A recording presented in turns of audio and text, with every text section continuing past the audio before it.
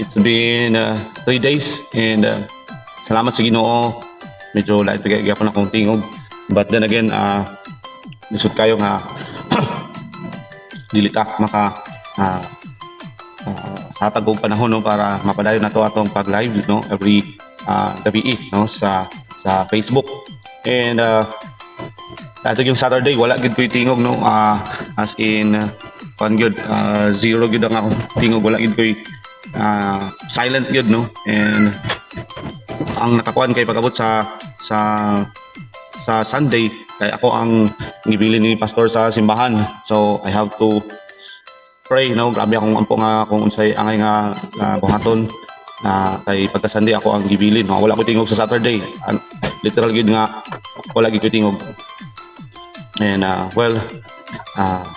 kagahapon Sunday grabe gid no, guys, kay kami na microphone sa